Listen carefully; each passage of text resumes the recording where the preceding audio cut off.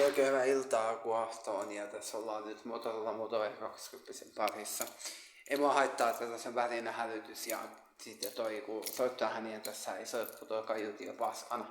Pitäisi selvittää se paljon tähän on se kaiuttimen vaihto, koska mä haluaisin toimimaan sen, koska haluaisin sinänsä, mutta sanoo se puolihuolto, että heillä Iitapsako sen oli joo.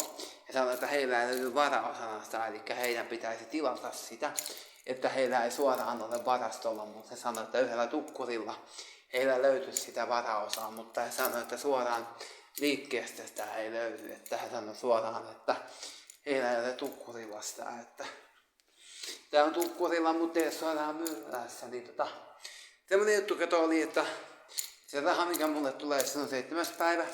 Ja se maksetaan jo siinä 6. päivä. Se on perjantai.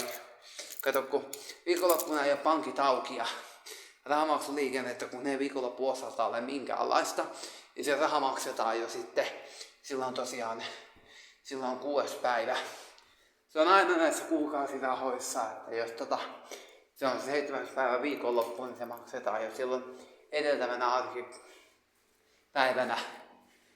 Kato, pankit ei ole viikonloppu osalta auki ja niin rahamaksuliikennettä ei ole viikonloppuisin mihinkään suuntaan, niin edunvalvojan on pakko maksaa se raha jo silloin perjantaina, että se tulee tilille se raha perjantaina, koska lauantaina ja sunnuntaina on kaikkien operaattoreiden pankit kiinni.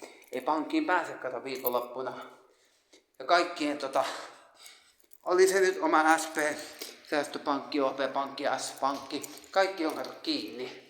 Helmi Säästöpankki ja Lammin osuuspankkikin on kiinni.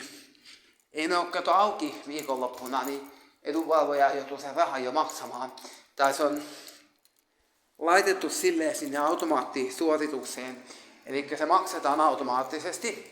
Ja se on laitettu sinne silleen, että se maksuu, tai mitä maksuu mä selitän. Se on laitettu sinne silleen, että se raha tulee automaattisesti silloin niin kuin perjantaina, se on viikonlopulle se 7. päivä. Näin se on kyllä automaattisena sieltä laittanut ja hän on ohjelmoinut sen sieltä silleen, että se raha tulee jo perjantaina, jos se on viikonloppu se 7. päivä. Niin, kun nyt se menee tällä kertaa niin, tässä kesäkuussa, että se 7. päivä on lauantai-päivä. Mä oon itse kattonut sen, että se on lauantai. Mä tiedän, että se on lauantai, kun mä oon sen itse tutkinut, niin se raha maksetaan silloin perjantaina. Kyllä mä tiedän, kato, kun mä satuin almanakkaa katsomaan ja mä oon ihan ihmeissäni, että kun se joskus menee se raha silleen, että se on viikonloppuna se 7. päivä. Se on vissiin 3 kertaa tänä vuonna mennyt silleen, että se on 7. päivä. Se on vissiin mennyt nyt 3 kertaa silleen, että se raha on 7. päivä viikonloppu. Ja se on perjantaina 6. päivä. Joskus on ollut 5. päivä, kato ollut sitten. Se vähän riippuu, mutta kun nyt mä katsoin, että se on nimenomaisesti viikonloppu se 7. päivä. Lauantai se näytti olevan mä.